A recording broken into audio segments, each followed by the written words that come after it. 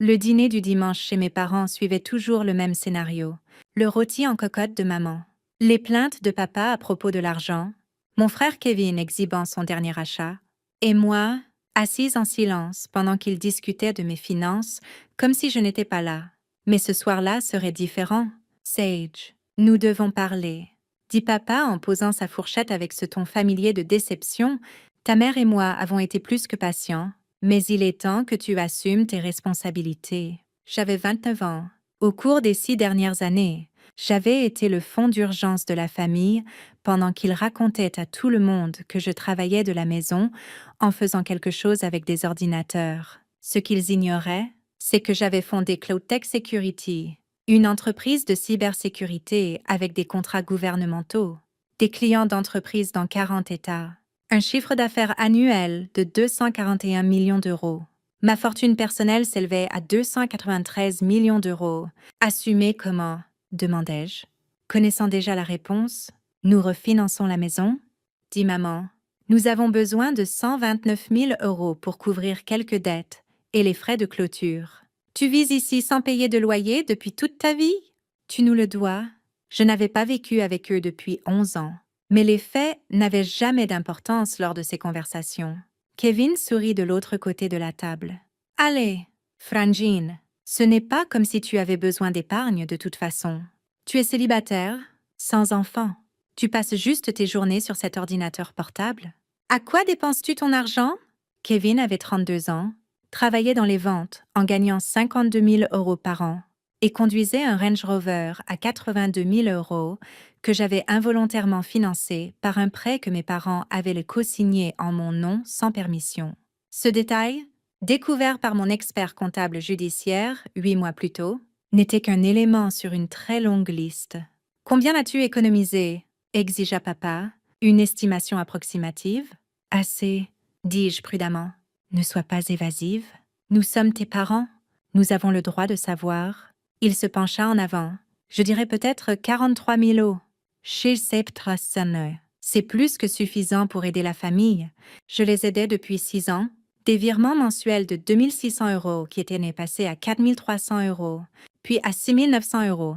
Des demandes d'urgence pour des factures médicales, des réparations de voitures, des impôts fonciers. Je leur avais donné 362 000 euros en virement direct sur 6 ans, pendant qu'ils se plaignaient que je n'en faisais pas assez.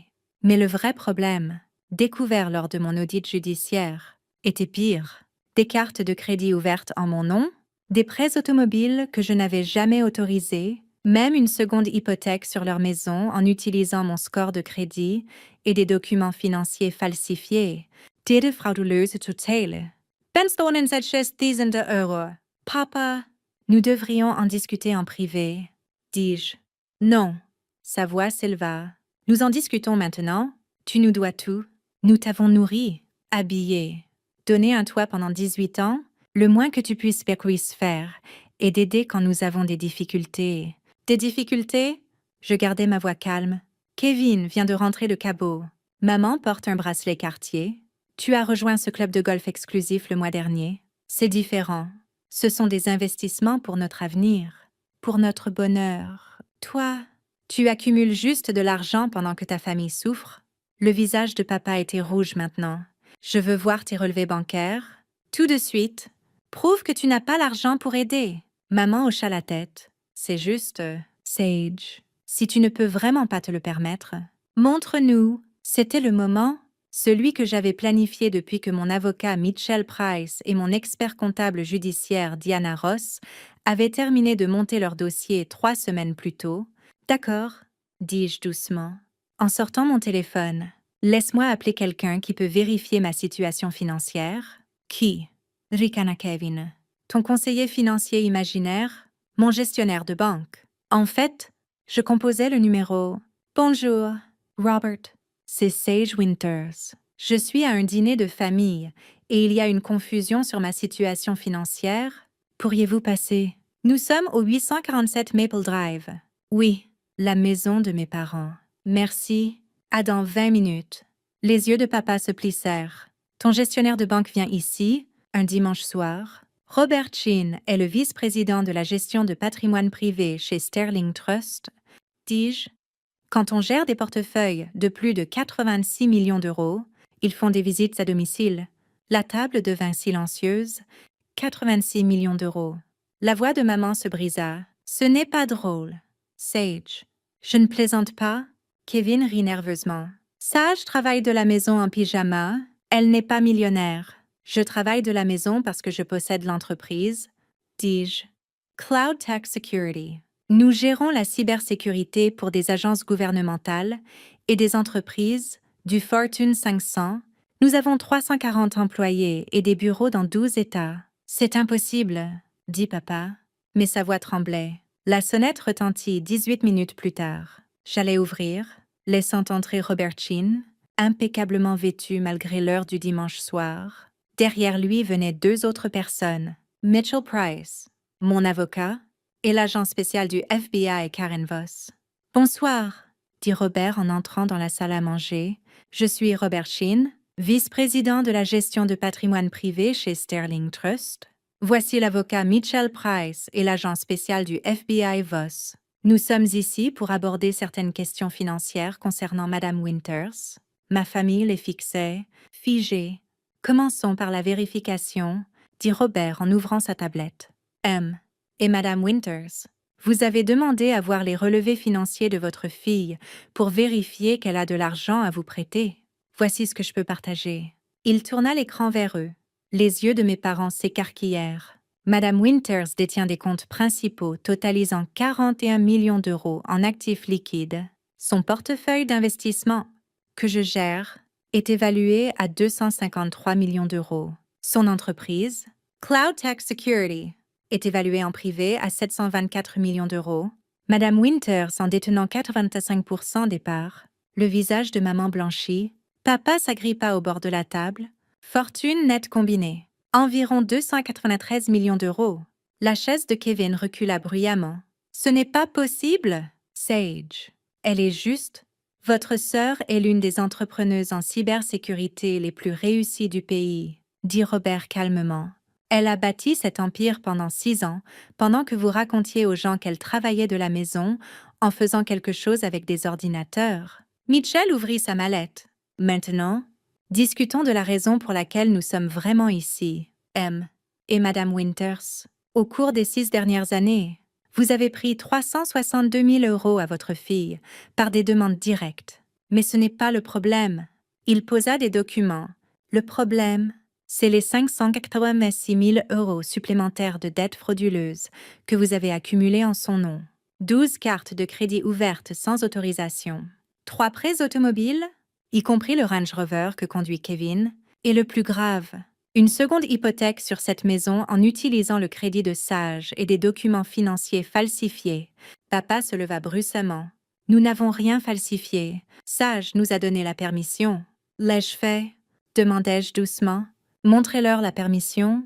Montrez-leur où j'ai autorisé l'ouverture d'une carte Nordstrom avec une limite de 34 000 euros et où je l'ai maximisée sur des meubles. Montrez-leur où j'ai accepté de co-signer le prêt pour le Range Rover de Kevin. Silence. L'agent Voss s'avança. M. Et Madame Winters. Nous avons des enregistrements de vidéosurveillance de 4 banques différentes, vous montrant en train de signer des demandes de prêt au nom de votre fille. Nous avons une analyse graphologique confirmant la falsification. Nous avons des enregistrements électroniques prouvant le vol d'identité. C'est une fraude fédérale. Nous sommes ses parents. Maman pleura. Elle nous le doit. Nous l'avons élevée. Vous avez commis des crimes, dit Mitchell platement. Vol d'identité, fraude au crédit, falsification, fraude électronique. Ces accusations entraînent des peines allant jusqu'à 30 ans de prison fédérale. Kevin reprit la parole. Sage, allez, tu ne vas pas vraiment porter plainte contre tes propres parents. Je n'ai pas porté plainte, dis-je. Les banques l'ont fait. Quand l'audit judiciaire a révélé la fraude, elles étaient légalement obligées de la signaler. Ce n'est pas une question de vengeance, c'est pour vous empêcher de détruire mon crédit et potentiellement mon entreprise. Robert afficha un autre document. Il y a plus, la seconde hypothèque sur cette maison, celle obtenue en utilisant les informations falsifiées de Sage, est en retard de 3 mois. La banque a entamé une procédure de saisie. Le visage de papa devint gris. Quoi? Mais nous avons fait des paiements? Vous avez fait des paiements partiels? Corrigea Mitchell. Insuffisants pour couvrir le prêt que vous avez obtenu frauduleusement. La saisie est en cours. Cette maison sera saisie et vendue aux enchères. Nous serons sans abri. Maman haleta. Vous serez locataire, dis-je doucement. Comme des millions de gens, vous réduirez votre train de vie. Vous budgétiserez. Vous vivrez selon vos moyens réels au lieu du style de vie que vous avez financé par la fraude. L'agent Voss sortit des documents. Vous avez deux options. Option 1. Contester les accusations. Aller au procès. Risquer les peines maximales si condamné. Option 2. Accord de plaidoyer. Plaider coupable pour réduire les charges. 5 ans de probation. Restitution complète des 586 000 € obtenus frauduleusement et coopération à la saisie des biens. Nous n'avons pas 586 000 €, murmura papa. Alors vous vendez tout? Dit Mitchell simplement. Les produits de la vente de la maison vont à la banque pour l'hypothèque frauduleuse. Le Range Rover est repris. Les bijoux, l'adhésion au club de golf. Tout ce qui a été acheté avec de l'argent volé est liquidé. Vous ferez des paiements mensuels de restitution pour le reste de vos vies. Kevin se leva, en colère maintenant. C'est insensé. Sage, tu as 293 millions d'euros.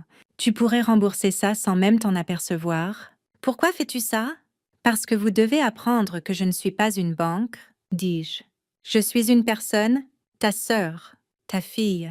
Et pendant 6 ans, vous m'avez traité comme un distributeur automatique, pendant que vous racontiez à tout le monde que j'étais une ratée. Vous avez volé mon identité, vous avez commis des crimes, et vous ne m'avez jamais demandé une seule fois sur ma vie, mon travail. Ou si je réussissais réellement, tu réussissais? Maman sanglota. Tu aurais pu nous le dire. Auriez-vous écouté? Demandai-je. Ou auriez-vous juste demandé plus d'argent? Le silence fut ma réponse. L'accord de plaidoyer inclut une condition supplémentaire, dit l'agent Voss. Aucun contact avec Madame Winters pour un minimum de 2 ans. Pas d'appel, de textos, d'emails ou de messages par tiers. Séparation complète pendant que vous purgez votre probation et commencez la restitution. Tu nous coupes complètement. La voix de papa se brisa. Je pose des limites? Corrigeai-je. Quelque chose que j'aurais dû faire il y a des années. Mitchell ferma sa mallette.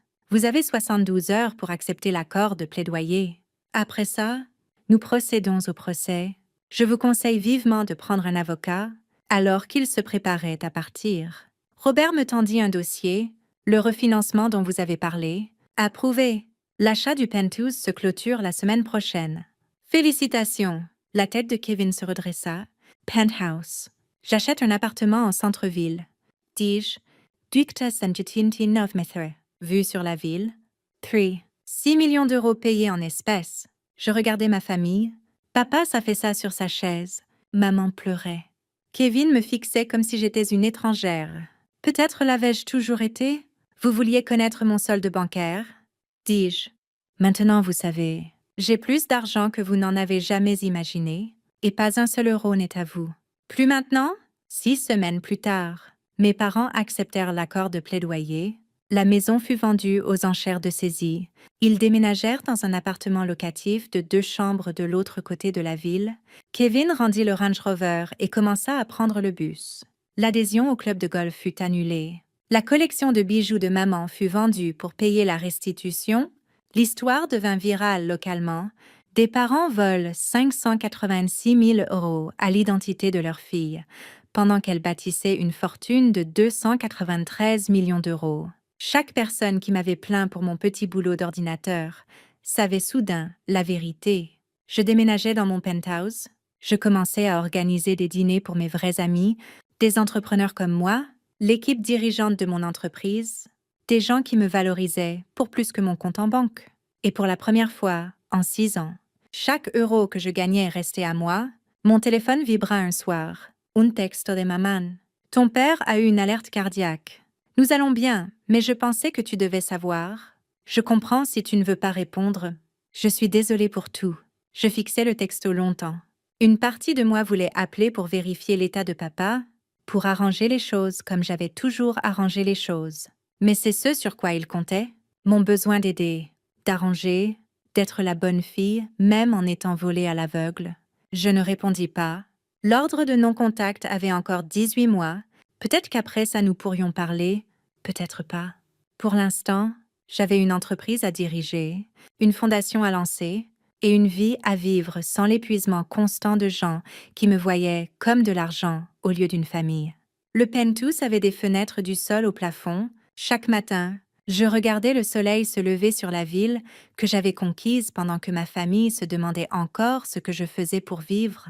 Et chaque matin, je ne ressentais que de la paix. 6 mois après le début de la période de non-contact, la fondation fut lancée. Je l'appelais Second Chance Capital. Des subventions pour les gens qui se reconstruisent après un abus financier familial. Les candidatures affluèrent. Des centaines d'histoires qui reflétaient la mienne. Des enfants adultes vidés par des parents qui voyaient le succès comme une propriété commune. Des frères et sœurs volés. Des conjoints exploités. J'ai donné 172 000 € à ma mère sur 5 ans. Lisait une candidature. Elle racontait à tout le monde que j'étais au chômage et que je vivais de sa charité. J'étais infirmière travaillant en double shift. J'ai financé son idée d'entreprise, une agence de soins à domicile. Dernièrement, elle employait 27 personnes. Un autre candidat, mon frère, a utilisé mon crédit pour acheter 3 voitures. Mes parents disaient que je devais lui pardonner parce que la famille, c'est pour toujours. Je suis endettée de 78 000 € pour des véhicules que je n'ai jamais conduits. Je lui ai remboursé sa dette et financé ses études. Elle termine maintenant l'école de droit, spécialisée dans les abus financiers envers les aînés et la fraude familiale. Chaque subvention que je signais me donnait l'impression de réécrire ma propre histoire avec une meilleure fin. Mon entreprise prospéra. CloudTech Security décrocha un contrat gouvernemental massif, 121 millions d'euros sur 3 ans. Nous ouvrîmes des bureaux à Londres et Singapour. Forbes m'appela la milliardaire invisible, parce que j'avais bâti un empire en restant complètement sous les radars. La plupart des fondateurs tech cherchent l'attention, disait l'article. Sage Winters a construit un géant de la cybersécurité en silence, prouvant que le succès n'a pas besoin d'un public. Mais le succès trouve toujours un public, eventually. Kevin me contacta par un ami commun après 1 an. Il a changé, dit l'ami. Il travaille à 2 emplois. Il va en thérapie. Il veut s'excuser. L'ordre de non-contact a encore 6 mois, répondis-je. Il peut attendre. Je n'étais pas cruelle. J'étais cohérente. Des limites sans application ne sont que des suggestions. Et j'en avais fini avec les suggestions. Les paiements de restitution de mes parents arrivaient comme une horloge. 2100 € mensuels, automatiquement prélevés. Je donnais chaque centime à Second Chance Capital. Ils payaient pour la liberté des autres, tout en apprenant le coût de leurs propres crimes. Poétique d'une certaine façon. La marque des 2 ans arriva un mardi. L'ordre de non-contact expira à minuit. J'attendis le flot de messages, les appels désespérés, les emails chargés de culpabilité. Rien ne vint. 1 semaine passa, puis 2, finalement. Un seul texto de maman. L'ordre a expiré. Je ne te contacterai plus à moins que tu le veuilles. Je voulais juste que tu saches que j'assiste à un groupe de soutien pour les personnes qui ont abusé financièrement de membres de leur famille. J'apprends pourquoi j'ai fait ce que j'ai fait. Ton père aussi. Nous n'attendons pas le pardon. Nous voulions juste que tu saches que nous essayons. Maman, j'enregistrai le message. Je ne répondis pas. Pas encore. Peut-être qu'un jour je serai prête pour cette conversation. Peut-être jamais. De toute façon, c'était mon choix maintenant. Mon calendrier, mes conditions, c'est ce qu'ils avaient volé le plus. Pas seulement l'argent, mais l'autonomie, le droit de choisir ma propre relation avec la famille, au lieu d'être piégée par l'obligation et la culpabilité. 3 ans après ce dîner du dimanche, je vendis 20% de CloudTech Security à une société de capital investissement pour 586 millions d'euros. Le même montant que ma famille avait volé. La symétrie ne m'échappa pas. Je gardais la participation majoritaire, Restai PDG, et utilisais la liquidité pour étendre Second Chance Capital en une fondation complète avec du personnel, des ressources légales et des services de conseil pour les survivants d'abus financiers. Nous aidâmes 847 personnes la première année. Un après-midi, mon assistante sonna. Il y a une femme ici. Elle dit qu'elle a vu votre interview dans Forbes et a conduit 6 heures. Elle ne partira pas sans vous rencontrer. J'ai failli dire non, mais quelque chose me fit accepter. Elle avait 53 ans, l'air fatigué, les mains tremblantes en tendant un dossier. Ma fille est médecin. Elle gagne 345 000 euros par an. Je lui prends de l'argent depuis 15 ans, en me disant qu'elle peut se le permettre. Votre histoire, je me suis vue dans vos parents. Elle ouvrit le dossier, des relevés bancaires montrant des virements totalisant 1,03 million d'euros des comptes de sa fille. Je suis venue ici pour demander comment arrêter, dit-elle, les larmes coulant. Comment lui rendre ce que j'ai volé? Pas l'argent, je ne peux pas rembourser ça, mais sa liberté, sa paix. Comment faire ça? Je regardais cette femme, la mère de quelqu'un d'autre, la voleuse de quelqu'un d'autre, et vis la possibilité que mes propres parents pourraient ne jamais atteindre. Vous commencez, dis-je doucement, en lui disant la vérité, toute la vérité, puis vous reculez et laissez-la décider si elle veut de vous dans sa vie, et vous acceptez ce qu'elle choisit sans la culpabiliser pour poser des limites. Et si elle ne me pardonne jamais, alors vous vivez avec ça, dis-je, parce que l'alternative, continuer à prendre, continuer à justifier, continuer à voler, c'est pire. Pour vous deux? Elle hocha la tête, serrant le dossier comme une bouée de sauvetage. Merci. Après son départ, je me tins aux fenêtres de mon penthouse, regardant les lumières de la ville s'allumer. Quelque part là-dehors, une fille pourrait récupérer sa vie ce soir. Apprendre que poser des limites n'est pas de la cruauté, c'est de la survie. Je pris mon téléphone et répondis enfin au texto de maman d'il y a 6 mois. J'ai reçu ton message. Je ne suis pas prête à parler encore, mais je suis contente que vous receviez de l'aide. C'est un début. 3 points apparurent, puis disparurent, puis réapparurent. Finalement, merci d'avoir répondu. J'attendrai aussi longtemps que tu auras besoin. Je t'aime. Je ne le dis pas en retour. L'amour sans respect n'est que du contrôle, portant un masque plus joli. Mais peut-être qu'un jour, je croirais qu'elle avait appris la différence et, pour l'instant, j'avais 847 personnes qui comptaient sur moi pour les aider à reclamer ce que la famille leur avait volé. Et ça me semblait suffisant. Was I too early? It must have been too early.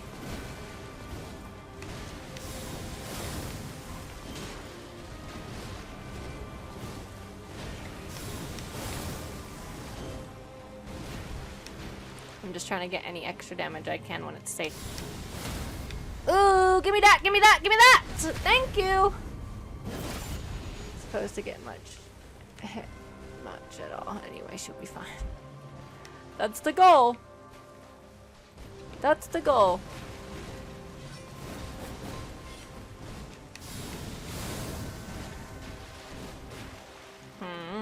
A little more.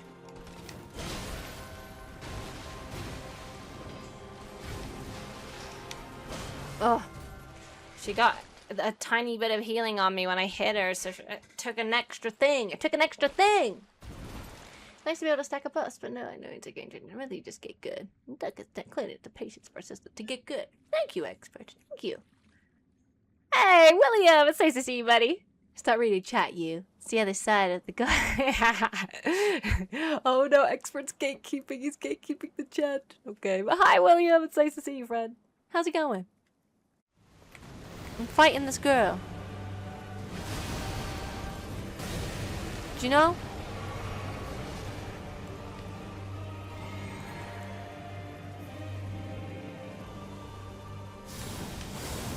We're still here. But we've gotten much better. We've gotten much better.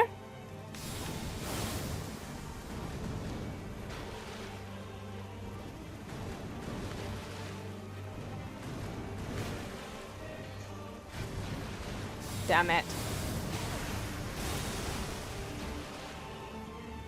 Oh, that's trouble.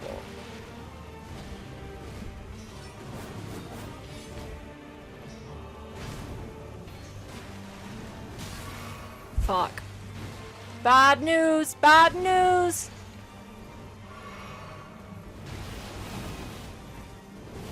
Oh!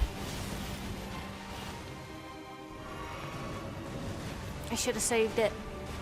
Oh, I should have saved it. Ugh. Ugh. Up and down. That's fine. I like that one. She like blends into the flowers a lot better now. Is she jumping up? Yep.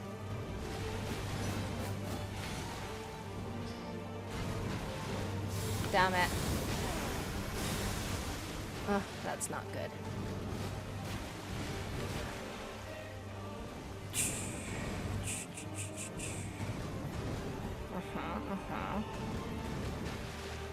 You're just gonna keep doing the same little twirl? That's fine.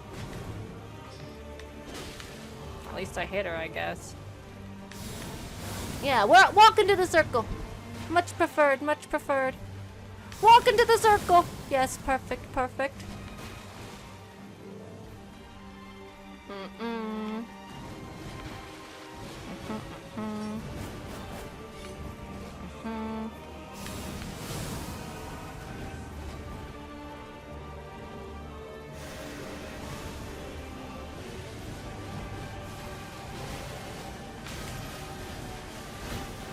Oh my god. I'm alive! I'm alive!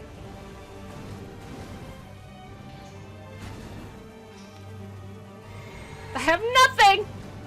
I have nothing! But I survived it!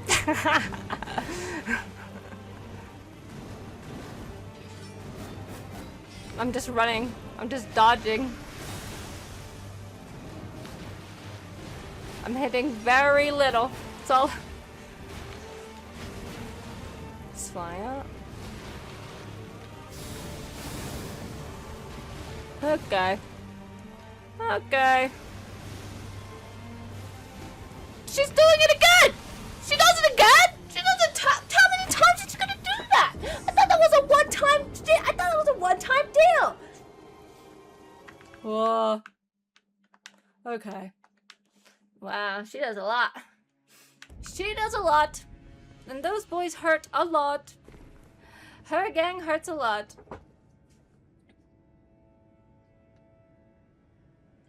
To be honest, this isn't a fair fight. Poor Melania has to win every single fight. I just have to win one. It's true. It's true. I can keep throwing myself at it. You're not wrong about that. So many times it takes to kill her. I hate her clone attack. Tell you what, it's the toughest one. It's the toughest one for sure. I think it's because of how much damage it does. Because it's the non-physical kind. And that's what all of my defenses are for. All my defenses are for the non-physical kind. Or for the physical kind. And those attacks aren't. They're not. She'd be spamming moves. It's true. She keeps doing the side sweep. She kept doing the side sweep that last run. Like a lot. Like a lot. There's a way to stop that, but it's a pain in the ass and hard to do in the clutch. Oh, oh no. Oh man. Hey, damn, it's nice to see you, dude. Welcome in. I am. We are making progress. It's true. Okay, she was running. I'm kind of worried. She had places to be. People to kill.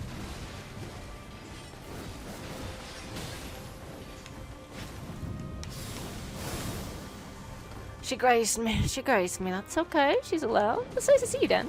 How you doing? Welcome to stream. Okay, stop looking. Stop looking. I'll find out how you're doing soon.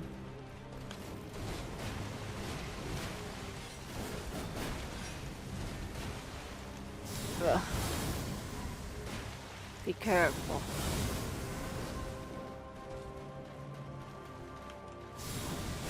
Give it to me.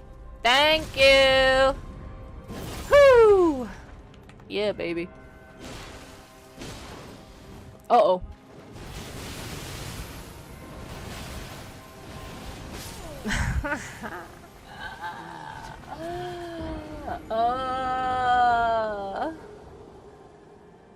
You're probably too lazy to do it. Whoa. I'm probably like the materials at too lazy. Whoa. Unreal. Unreal. Oh, frost pots. Yeah, I heard about the frost pots. I heard about the frost pots. They're a secret super weapon. I got a shop. Don't let it bully you. Got it. Thank you, Ardbun. Good luck on your shopping trip. I wish you all the best. Get home safe. Come back to us safely. Hopefully see you soon, buddy. Have fun, though. If not, I'll catch you next time. I'll try my best. I'll try my best. Altered edge. Yes. It's true, I was. Okay, she's walking that time. Damn it.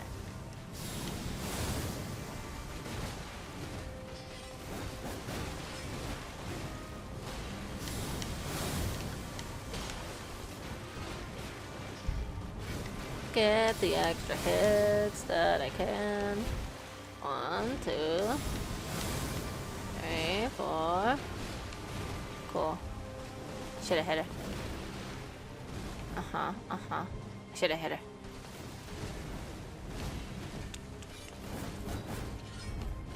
Glad I didn't hit her. Okay. Oh god.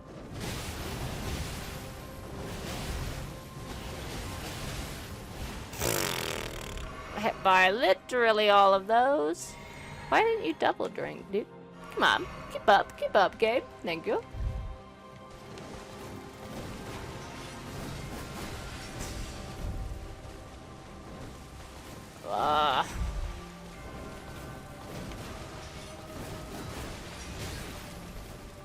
Don't get silly. Great.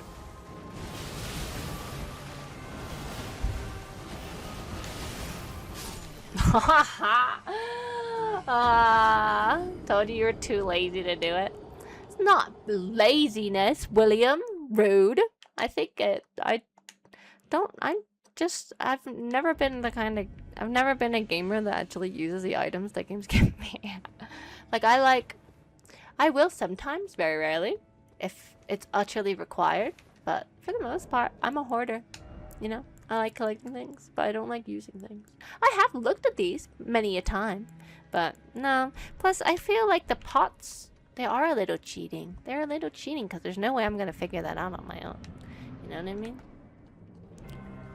So being told the ultra secret weapon, so to speak, it's hard to, I don't know.